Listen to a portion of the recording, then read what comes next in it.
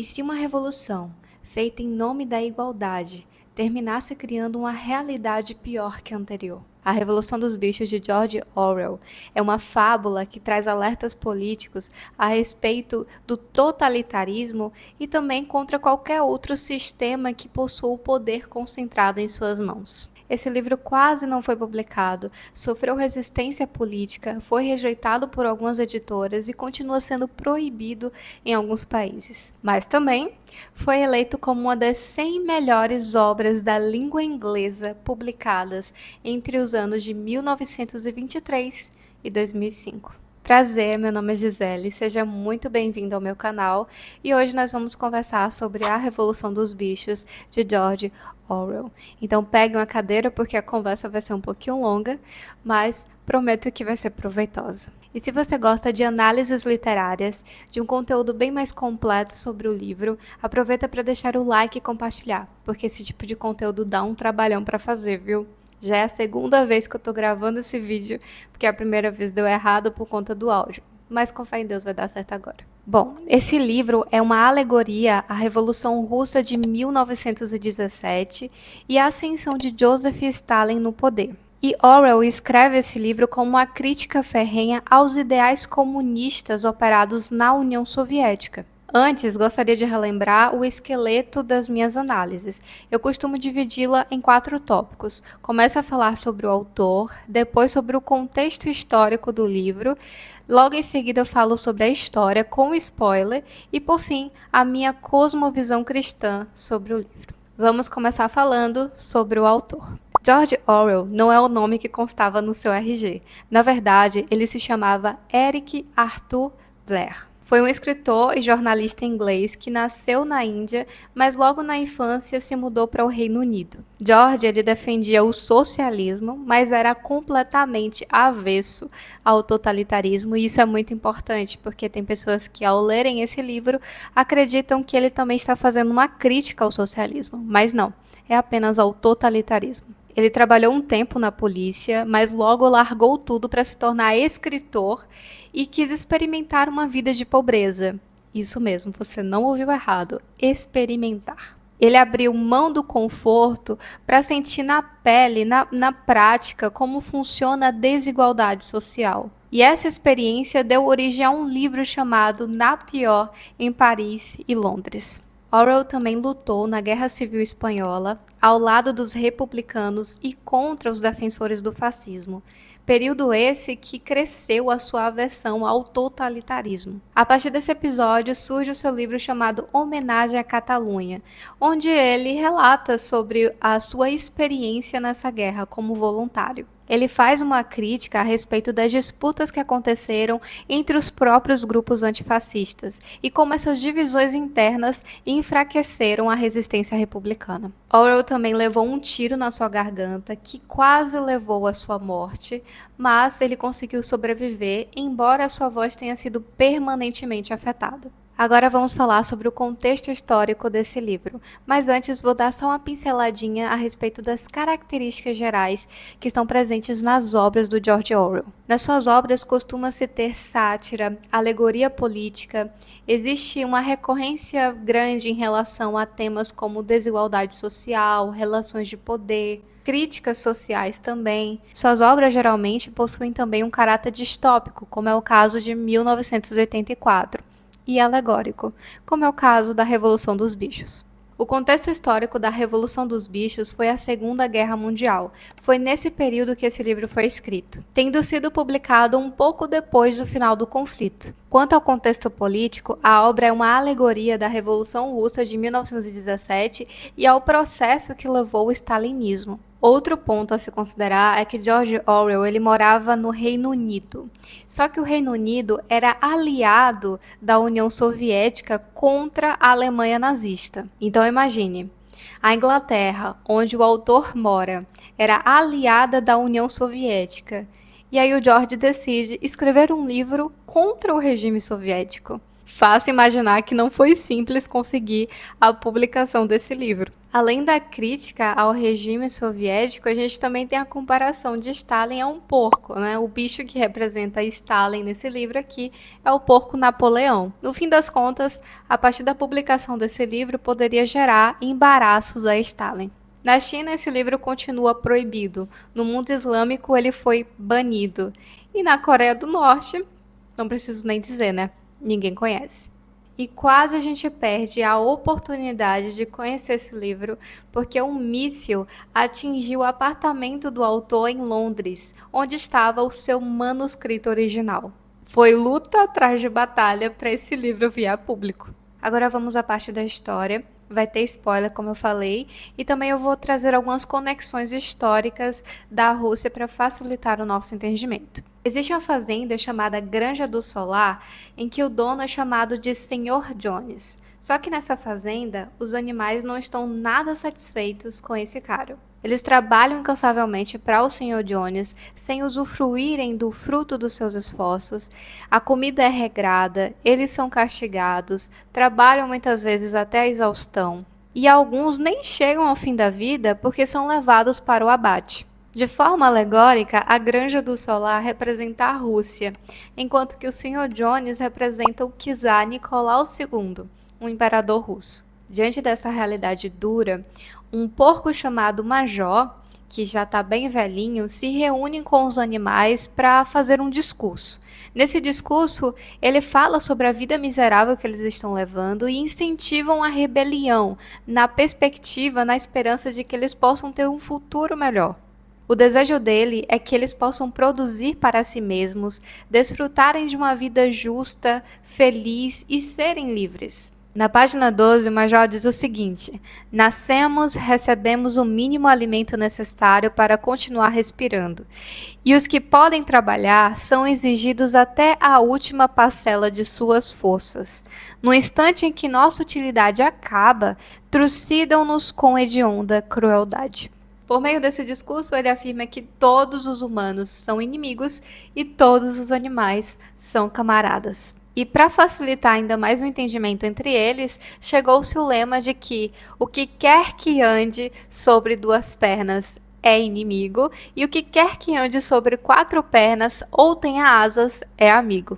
Como os homens são inimigos dos animais, o Major instrui que nenhum animal deve agir como um ser humano, ou seja, não deve imitar os seus hábitos, não deve imitar os seus vícios. Outra lição importante era de que nenhum animal deveria agir de forma tirânica contra outro animal. Afinal de contas, todos são iguais. 3 dias depois, o velho Major morre enquanto dormia, e esse velho Major ele representa o Karl Marx, um autor que influenciou fortemente o Lenin. Ainda inspirados pelas palavras do Major, os animais se encheram de perspectiva e abraçaram completamente a ideia da revolução. Dentre os bichos que ali estavam, os porcos eles eram os mais inteligentes.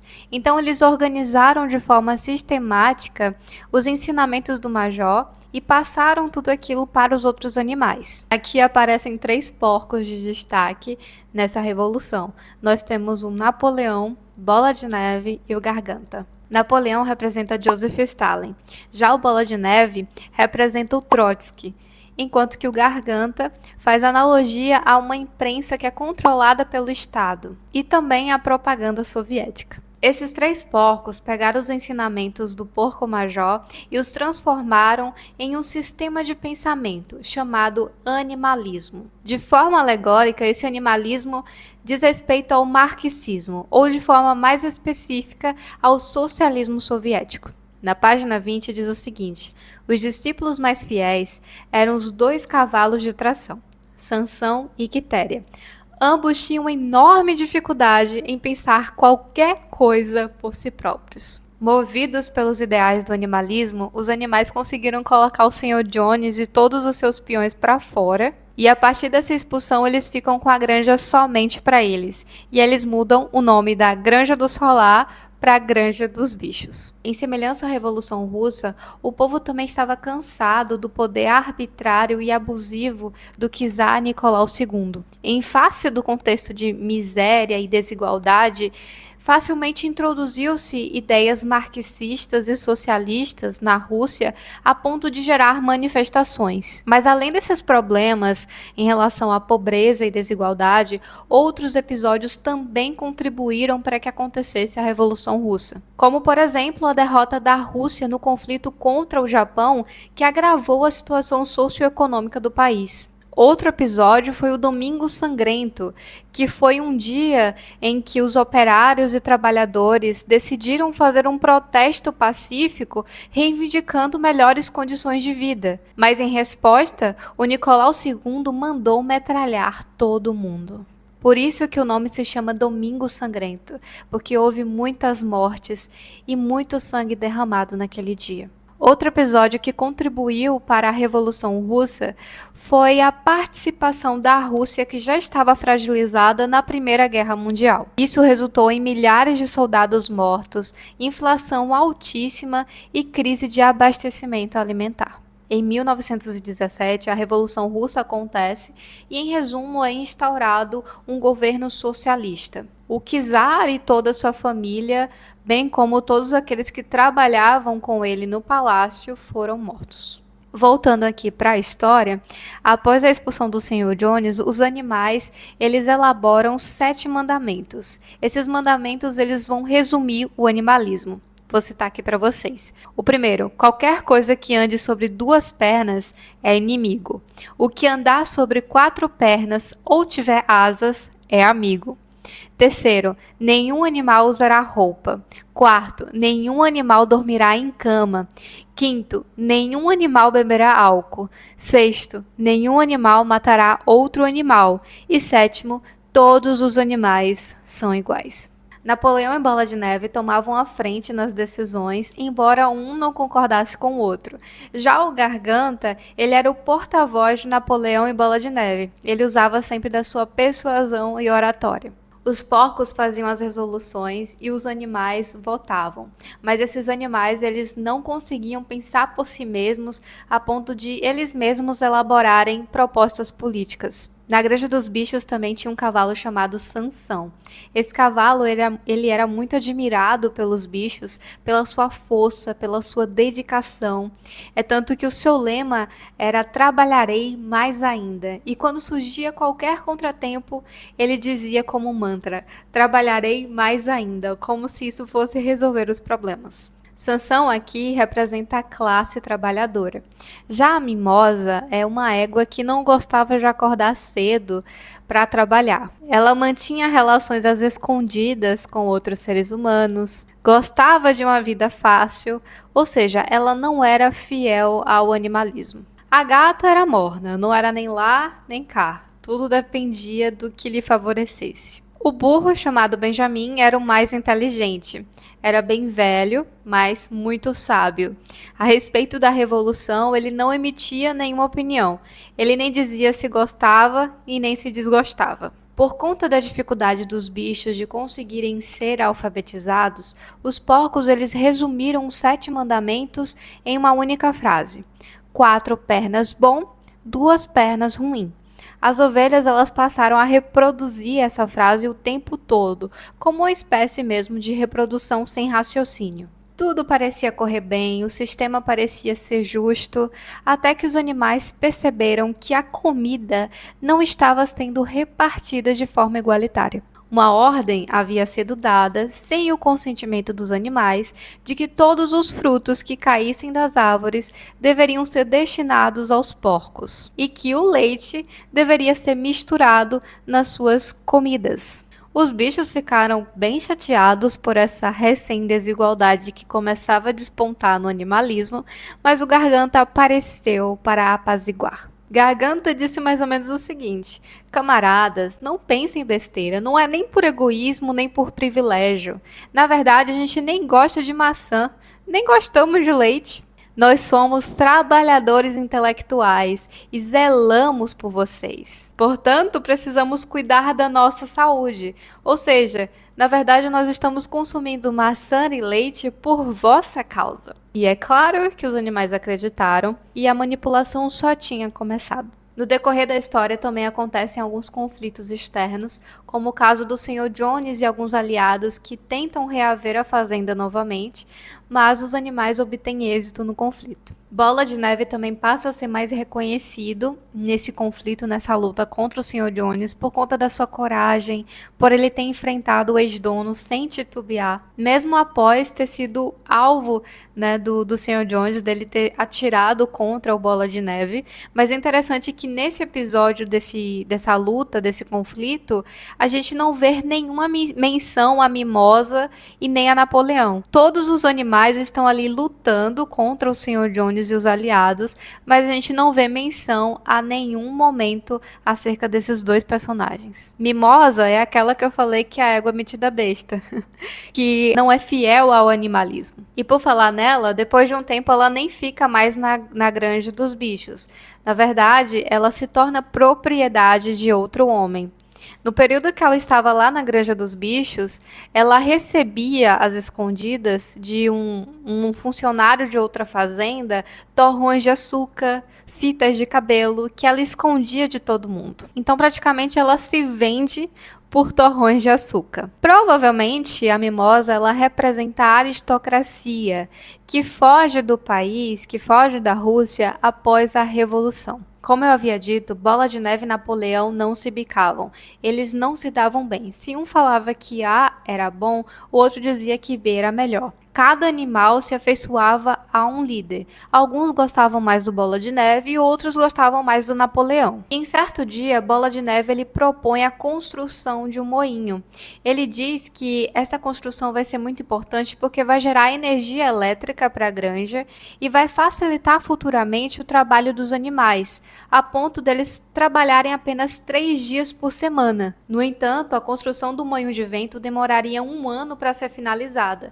Já Napoleão achava que aquilo era uma perda de tempo, que eles deveriam focar no aumento da produção de alimentos, caso contrário, eles morreriam de fome. Isso parece muito com os ideais do Trotsky e do Stalin. Stalin acreditava que eles precisavam focar mais na Rússia, enquanto que o Trotsky acreditava que era preciso espalhar mais o socialismo para outros países. Os animais dividiram as suas opiniões, alguns apoiavam Bola de Neve, outros apoiavam Napoleão. A partir daí surge um slogan político do Bola de Neve, que era "Vote em Bola de Neve na semana de 3 dias", e do Napoleão era "Vote no Napoleão e na manjedoura cheia". Benjamin, no entanto, era o único cético. Ele acreditava que, com moinho ou não moinho, a vida seguiria a mesma, ou seja, mal. Em um debate, Bola de Neve estava prestes a convencer todo mundo acerca da sua ideia por conta da sua eloquência. Mas o Napoleão deu uma olhadela estranha para ele e soltou um guincho alto. Foi nesse momento que 9 cães assustadores apareceram e pularam em cima do Bola de Neve. Esses cachorros haviam sido tomados das suas mães bem novinhos por Napoleão. Ninguém sabia, mas Napoleão estava criando esses cachorros para se tornarem os seus soldadinhos. A partir daí acabaram as votações, as reuniões aos domingos, e Napoleão decidiu que tudo deveria ser resolvido, essas questões políticas, por uma comissão de porcos, presidida por ele em particular. E depois, tomadas as decisões, aquilo deveria ser passado para os animais. Bola de Neve consegue fugir, né, da Granja dos Bichos e inicia-se então o totalitarismo na granja. Quanto à fuga do Bola de Neve, remete ao exílio de Trotsky, que viveu em vários países após ele ter sido expulso da União Soviética, mas ele foi morto no México por um agente soviético, a mando do Stalin. Quando os bichos questionavam ou apresentavam uma mínima insatisfação acerca do governo de Napoleão, os cães eles rosnavam e Garganta sempre apresentava ali um argumento de que a vida que eles viviam agora era melhor do que outrora. Garganta também veio com o discurso de que Bola de Neve era um criminoso e que Napoleão havia feito aquilo tudo pelo bem da granja. E a justificativa para que Napoleão restringisse os direitos e a democracia era de que Napoleão temia que os animais tomassem alguma decisão errada. E se eles tomassem alguma decisão errada por causa da democracia, eles poderiam acabar sendo dominados pelos humanos novamente. Então esse era o argumento do Garganta. Na página 49, ele finaliza o seu discurso dizendo: "Por certo, camaradas, não quereis Jones de volta, hein?" Sansão passa a adotar outro lema, além do trabalharei mais ainda. Ele começa a pronunciar uma máxima que bloqueia qualquer questionamento e pensamento crítico, que é o seguinte: Napoleão sempre tem razão. A verdade é que é bem mais cômodo achar que alguém que está acima de você sempre tem razão e pode decidir tudo sobre a sua vida e sobre o seu futuro. Avaliar por si mesmo gera desconforto, exige energia e disposição para enfrentar o que está errado. A partir daqui surge um novo personagem chamado Mínimo.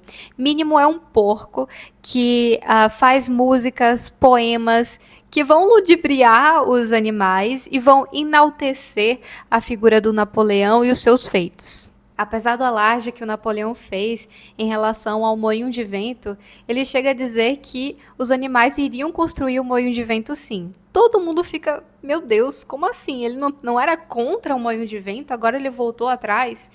Daí, para justificar, né, essa contradição, o Napoleão diz que o Bola de Neve roubou a ideia dele, que na verdade aquilo sempre foi o planejamento dele, a ideia dele era aquela. Apesar da história mal contada, os animais acreditaram porque o Garganta falava com muita persuasão, com muita convicção, e os cachorros eles pareciam muito ameaçadores. A ideia da construção do moinho de vento provavelmente está relacionada à coletivização das terras na década de 30 na Rússia. E é interessante pensar nisso porque o projeto do moinho de vento vem com promessas de uma vida melhor, de que os animais precisavam se sacrificar para que no futuro eles pudessem obter o fruto daquele esforço. Acontece que os bichos não viam a vida melhorar, assim como o povo da Rússia que não viam a vida melhorar diante dos projetos econômicos da União Soviética. No governo de Napoleão, os animais enfrentavam uma semana de 60 horas de trabalho e ainda tinha trabalho voluntário no domingo, só que quem não fosse teria ração diminuída. Enfim, ninguém é obrigado, mas se não for, tem consequência. A granja passou a comerciar com outras granjas vizinhas e, consequentemente, tiveram mais contato com outros seres humanos e a usar dinheiro. Já percebe aí que alguns mandamentos já foram quebrados, né? Diante desse cenário, os animais começaram a ficar incomodados com essas relações com outros seres humanos. E ao questionarem isso, o Garganta perguntou: "Mas tem alguma coisa escrita que fala que é proibido? Existe algum registro?" Se não existe, então vocês estão enganados. Deve ter sido Bola de Neve que inventou alguma coisa aí e vocês estão acreditando nisso. Perigo, né, de não ter alguma coisa registrada. Os porcos, eles se mudaram para a casa do Sr. Jones e passaram também a dormir em camas. Mas aí a Quitéria pensou, mas não é possível. Vai me dizer também que não tem um mandamento falando que é proibido isso? Ela certamente se lembrava que tinha um mandamento que falava contra o dormir em camas. Mas Garganta, mais uma vez, veio a público dizer que os porcos eram os cérebros por trás da granja e que eles precisavam de um lugar calmo para trabalhar. Só que a Quitéria, a égua que eu falei anteriormente, ela estava incomodada e ela se lembrava vagamente de que tinha um mandamento que falava contra isso, o dormir em camas. Quando ela foi conferir o mandamento junto com a cabra Maricota, elas leram o seguinte: no quarto mandamento dizia: nenhum animal dormirá em cama, com lençóis. Apesar da Quitéria não se lembrar dessa adição, ela convenceu-se de que ela tinha esquecido. Mas não, na verdade, o Garganta estava adicionando informações. Garganta, com sua astúcia, dizia: vocês não seriam capazes de negar-nos o repouso, camaradas. Seriam? Não desejariam nos ver tão cansados que não pudéssemos cumprir nossa missão, não é verdade? Será que alguém quer Jones de volta? Oh, a manipulação.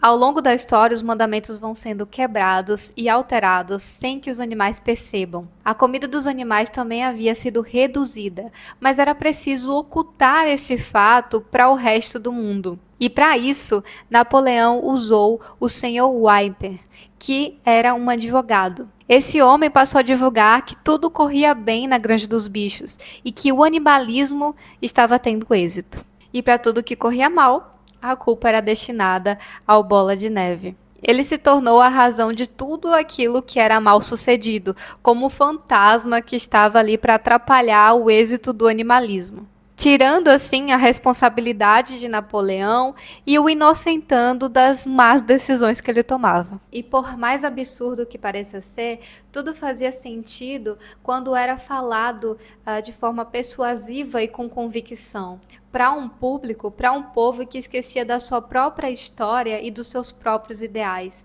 para um povo que esquecia do seu passado. Mas alguns animais passaram a questionar esse animalismo internamente quando 4 porcos foram arrastados pelas orelhas pelos cães de Napoleão. Esses 4 porcos foram alguns que questionaram, que confrontaram o governo de Napoleão. E o resultado foi que os cães estraçalharam a garganta desses porcos. O mesmo fim tiveram as galinhas, que participaram de uma revolta contra o governo de Napoleão. Essas galinhas jogavam seus ovos pelo telhado, justamente porque Napoleão estava exigindo uma quantidade absurda, explorando praticamente as galinhas para poder vender esses ovos. Em semelhança aos trabalhadores no campo da União Soviética, que foram obrigados a entregar as suas produções para o Estado. E ao resistirem, eles sofreram repressão e violência do governo. Nessa cena do livro, os animais eles foram induzidos a confessar crimes que eles nunca tinham cometido, em semelhança ao que aconteceu nos anos de 1934 e 1938, que foram os julgamentos de Moscou. Nesse período, os opositores de Stalin eram obrigados a confessar crimes que eles nunca tinham cometido antes deles serem mortos publicamente. Muito provavelmente por conta de tortura, de ameaças, promessas, eles confessavam coisas absurdas. Isso gerou um sentimento de instabilidade e de suspeita entre a população, ao ponto dos cidadãos denunciarem os seus vizinhos por questões banais. Após essa matança, Sansão diz na página 71 o seguinte: "Não entendo. Nunca pensei que coisas assim pudessem acontecer em nossa granja. Deve ser o resultado de alguma falha nossa." Ah, se ele tivesse parado aqui. Se ele tivesse pensado só mais um pouquinho. Mas não, ele emenda ao dizer o seguinte: "A solução que vejo é trabalhar mais ainda. Daqui por diante, vou levantar 1 hora mais cedo." Dessa vez, eles tinham a certeza de que existia um mandamento que era contra aquilo, de um animal matar o outro de forma tirânica. Então eles foram lá conferir. E ao olharem os mandamentos, eles se depararam com o seguinte: nenhum animal matará o outro animal sem motivo. A realidade era que Garganta manipulava a memória dos animais e alterava os mandamentos sem que eles percebessem. E tudo ficava mais fácil porque a maioria não sabia ler. E porque a maioria não tinha pensamento crítico e acreditava, assim como Sansão, que Napoleão sempre tinha razão. Eles trabalhavam mais, não comiam direito, mas as estatísticas de Garganta diziam o contrário. Diziam que a produção alimentícia havia aumentado, mas os animais, eles muito queriam que tivessem menos estatísticas e mais comida na prática. Napoleão também chega a fazer um acordo amigável e comercial com o Sr. Pilkington, que era um dono de uma granja chamada Foxwood. Só que os animais eles estavam muito receosos, porque se tratava de um ser humano. Mas os bichos preferiam o Sr. Pilkington do que o Frederic. Frederic era um outro ser humano que era muito conhecido pelas suas barbaridades, pelas barbaridades que ele cometia contra os próprios animais. Diante dessa má reputação, Napoleão diz o seguinte na página 79 para tentar acalmar, os seus súditos. Jamais, em tempo algum, admitiria vender as pilhas de madeira a Frederic. Considerava abaixo da sua dignidade fazer negócios com patifes dessa laia. Mas 2 dias depois, Napoleão realiza o acordo, sabe com quem? Com Frederic. Napoleão vende as madeiras para Frederic, recebe as notas de dinheiro, mas logo percebe que as notas eram falsas. A partir daí surge um terceiro conflito na história, o conflito entre a Granja dos Bichos e a Granja de Frederic. Com o rabinho entre as pernas, Napoleão manda um recado para o Sr. Pilkington, aquele que ele havia prometido entregar as madeiras, mas não entregou para Frederic. Ele manda um recado com o objetivo de haver uma reconciliação entre eles. Só que esse pedido de reconciliação era com o intuito de que o Sr. Pilkington ajudasse, prestasse auxílio no conflito da Granja dos Bichos com a Granja do Frederic. O Sr. Pilkington responde a mensagem de Napoleão e manda o seguinte: bem feito.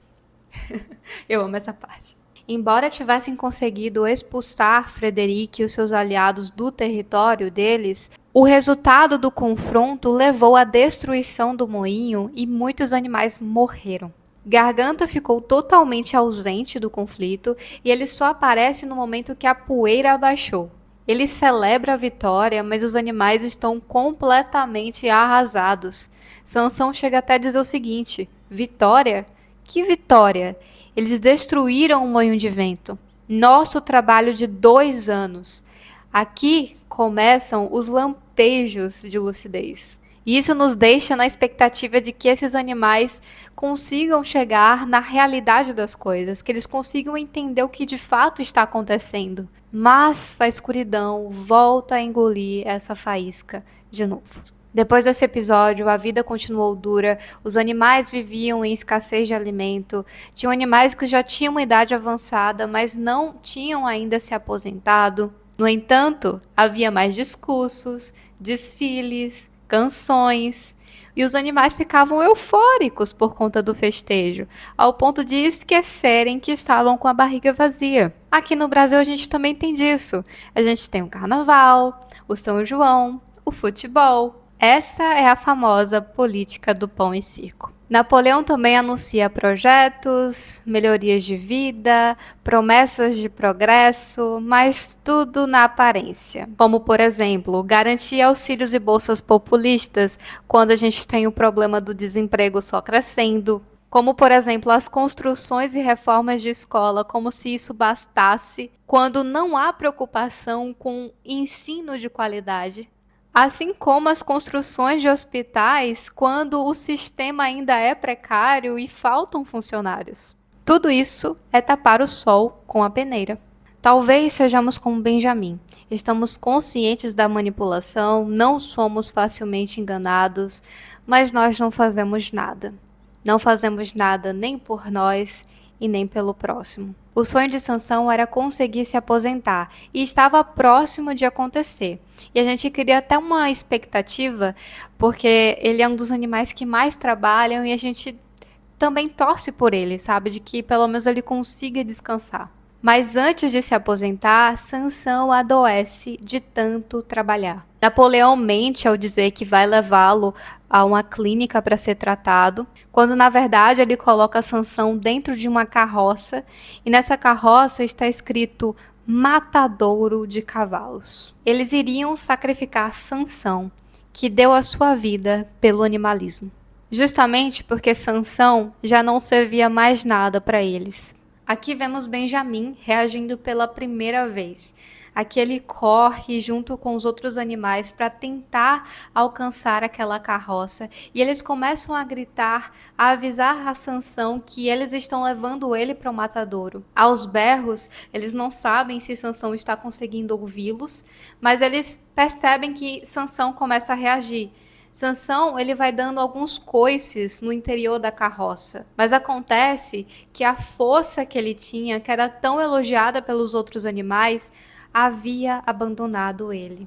A força que ele tinha outrora havia sido esgotada trabalhando para Napoleão. Os bichos não conseguiram alcançá-lo e depois eles não viram mais o rosto de Sansão aparecer na janela da carroça. Depois daquele dia, Sansão nunca mais foi visto. No último capítulo, temos a apresentação de como a granja estava depois de alguns anos, e em síntese, a granja havia enriquecido sem que nenhum animal estivesse rico. Os animais já não conseguiam lembrar da vida que eles tinham antes, e eles só tinham apenas as estatísticas de garganta, que sempre eram promissoras.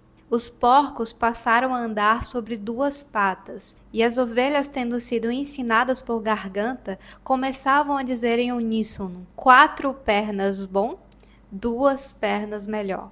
Assustados, Quitéria e Benjamim foram conferir os mandamentos, e ficaram surpreendidos ao notar que, ao invés de 7, só tinha um, que dizia o seguinte: todos os bichos são iguais, mas alguns bichos são mais iguais que outros. Quando os humanos foram visitar a granja dos bichos, eles ficaram maravilhados com aquilo que eles estavam vendo. Queriam implantar o mesmo sistema político nas suas próprias granjas. Os conflitos e os interesses dos humanos agora eram os mesmos dos porcos. Os animais não sabiam se tinham mais medo dos porcos ou dos humanos. Também não sabiam mais distinguir quem era homem e quem era porco. As criaturas de fora olhavam de um porco para um homem, de um homem para um porco, e de um porco para um homem outra vez. Mas já era impossível distinguir quem era homem e quem era porco. Agora vamos falar sobre a minha cosmovisão cristã sobre este livro. A ideia de um mundo melhor é idealizada desde quando tudo deu errado entre os seres humanos, desde quando o homem quis ser como Deus. E porque durante tantos anos o homem nunca conseguiu ter êxito em construir um mundo melhor. Será que é porque o poder cai em mãos erradas? Ou será que é porque o poder corrompe o homem? Ao contrário do que Rousseau acreditava, de que o homem nasce bom e que a sociedade que o corrompe, o Senhor nos diz que nós somos concebidos em pecado. No Salmo 51, verso 5, diz o seguinte: eu nasci na iniquidade, e em pecado me concebeu a minha mãe. Hobbes, no entanto, dizia que o ser humano já nascia inclinado para o conflito e que, por causa disso, precisaríamos de um Estado forte que limitasse a nossa liberdade. Esse Estado garantiria a ordem, mas o seu poder seria absoluto e ilimitado. Assim como vimos acontecer na Granja dos Bichos. E como nós vimos na história, isso não dá muito certo. Mesmo sob um discurso de promover a justiça e a igualdade, o poder concentrado na mão de alguns gera repressão. Porque na palavra do Senhor diz o seguinte, lá em Jeremias capítulo 17, verso 9: enganoso é o coração, mais do que todas as coisas, e desesperadamente corrupto. Quem poderá entendê-lo? Montesquieu, entretanto, era contra a concentração de poder. Ele acreditava que o poder deveria ser dividido em legislativo, judiciário e executivo. Assim haveria um equilíbrio e não teríamos o poder concentrado em uma única pessoa. Mas por que ainda existem casos de abuso, desigualdade, corrupção, em países que ainda assim adotam esse modelo de um poder que não é concentrado, mas distribuído? Porque mesmo em sistemas um pouco mais rígidos, ainda assim há corrupção, porque o coração do homem é corrupto. Depois da queda de Adão e Eva, nós estamos fadados a viver em um mundo falho. Por causa da desobediência cometida no Éden, nós mentimos, somos egoístas, desconfiamos uns dos outros. Sofremos para conseguir o sustento, somos acometidos por doenças e nunca nos acostumamos com a morte, porque na verdade, esse não era para ser o nosso curso natural. E é por isso que, independente do quão justo pareça ser um ideal, a sua execução será falha, porque o nosso coração é pecaminoso. Também é por isso que nunca conseguimos ver a melhora do mundo, mas sim a sua decadência dia após dia. O paraíso na terra só seria possível a partir da extirpação do pecado. O poder não corrompe o homem. Na verdade, o homem já nasce em corrupção. Em Romanos capítulo 3, verso 10 a 12, diz o seguinte: como está escrito, não há justo, nenhum sequer. Não há quem entenda, não há quem busque a Deus. Todos se desviaram e juntamente se tornaram inúteis. Não há quem faça o bem, não há nenhum sequer. Nós já vivemos dias em que o amor se esfriou. Vivemos dias em que fazer o que é correto já é tido como esquisito e tolo. Apesar de nós sabermos que as coisas não vão melhorar, nós não somos chamados para sermos como o corvo Moisés do livro A Revolução dos Bichos. O corvo representa a Igreja Ortodoxa Russa.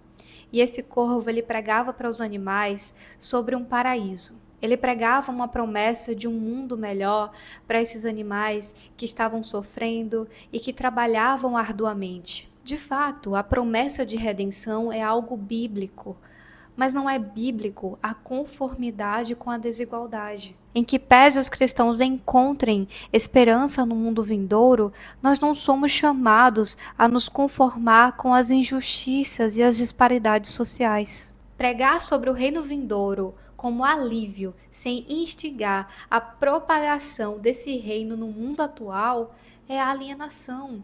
O reino de Deus vem a este mundo não quando lutamos pelo paraíso aqui na terra, mas quando lutamos pela igualdade, pela justiça, pela misericórdia, que são características do seu reino eterno. Enquanto encontramos esperança na glória que há de vir, lutamos para que Cristo seja pregado neste mundo. E quando pregamos o Evangelho e o vivemos, direitos são garantidos, pessoas são assistidas, famílias são sustentadas e as dificuldades também são amenizadas. A primeira igreja descrita em Atos 2 também seguia esse padrão.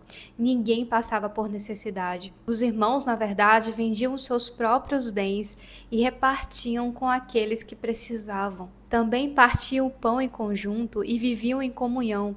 Isso não é socialismo, isso não é comunismo, isso não é camaradagem, isso é Cristo. Completamente rendidos e transformados por aquilo que o Senhor fez por eles, aqueles irmãos estavam transbordando de misericórdia e bondade, porque Cristo deu tudo de si mesmo para eles. Cristo deu a sua própria vida, deu Ele mesmo para que aqueles irmãos pudessem ser amigos de Deus. Cristo deu a si mesmo, deu a sua própria vida, para que nós não tivéssemos falta de nada, para que o principal fosse garantido em nosso favor, que foi o perdão dos pecados e um relacionamento reconstruído por Deus. Esses irmãos foram muito perdoados e muito amados, transbordantes desse amor, transbordantes dessa graça.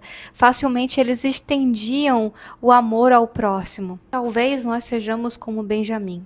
Talvez a gente tenha lucidez, talvez a gente saiba que o mundo tende a ir de mal a pior. Mas apesar de lúcidos, somos egoístas. Nós assistimos o circo pegar fogo e nós não fazemos nada. Do que adianta ter conhecimento e sabedoria se permanecemos calados, sem importar com aqueles que estão sofrendo? Já ouvi algumas pessoas torcerem para que determinado governo fosse ruim, para que o povo que votou para aquele governo sofresse as consequências. Mas que tipo de amor é esse? Não somos igualmente afetados? Também não somos governados pelo mesmo político? Espero que não venhamos reagir apenas quando o nosso calo apertar. Benjamim, por exemplo, agiu apenas em um único momento. Foi no momento em que o seu amigo ele foi levado ao carniceiro para ser morto. Mas já não adiantava mais, já era tarde para fazer alguma coisa naquela altura. No final dos tempos, quando Cristo voltar, ele dirá o seguinte para aqueles que foram negligentes com o seu próximo: afastem-se de mim, malditos, para o fogo eterno, preparado para o diabo e os seus anjos, porque tive fome e vocês não me deram de comer, tive sede e vocês não me deram de beber. Sendo forasteiro, vocês não me hospedaram. Estando nu, vocês não me vestiram. Achando-me enfermo e preso, vocês não foram me ver. E eles lhe perguntarão: quando foi que vimos o Senhor com fome, com sede, forasteiro, nu, enfermo ou preso, e não o socorremos. Então o rei responderá: em verdade lhes digo que sempre que o deixaram de fazer a um destes mais pequeninos, foi a mim que o deixaram de fazer. E estes irão para o castigo eterno, porém os justos irão para a vida eterna. Mateus 25, verso 41 a 46. Jesus também conta a história de um homem que foi atacado por ladrões, deixando-o semi-morto no meio do caminho. O sacerdote viu o estado daquele homem, ferido e nu, e não se compadeceu e seguiu com a sua vida. Um levita passou e também não fez nada. Mas quando um samaritano apareceu por aquele caminho e viu aquele homem, se compadeceu, limpou as feridas dele e o levou a uma hospedaria. Imagine se ele apenas dissesse: a vida é dura, meu caro, mas tenha fé, porque um dia você não sofrerá no paraíso. Que evangelho é esse? É só útil quando me convém? Foi isso que o corvo fez. E quando a igreja faz isso, ela não representa Cristo. Que o Senhor tenha misericórdia de nós e que venhamos usar a lucidez que Ele nos deu para iluminarmos o mundo e glorificarmos o nome dEle. Foi um prazer conversar com você sobre essa leitura. Espero que tenha sido igualmente agradável. Por aqui já escureceu. Não se esqueça de deixar o seu comentário para que eu saiba a sua opinião sobre o livro, as suas impressões. Essa é a parte mais legal que eu acho. Também gostaria de ressaltar que fazer esse tipo de conteúdo dá um trabalho da bexiga. Além de fazer a leitura, eu levo semanas estudando o livro, a história, o contexto. Também bebo de várias fontes para poder trazer um conteúdo mais robusto e também de forma gratuita. Então, se você gostou desse conteúdo, se você gosta de análises literárias, não deixa de curtir, de compartilhar, de se inscrever, porque assim você me motiva a continuar gravando esse tipo de conteúdo aqui. E se você quiser adquirir o livro, o link vai estar aqui na descrição, e comprando por esse link você ajuda o meu canal. Mas enfim, obrigada pela sua companhia, até a próxima leitura, um grande beijo, tchau!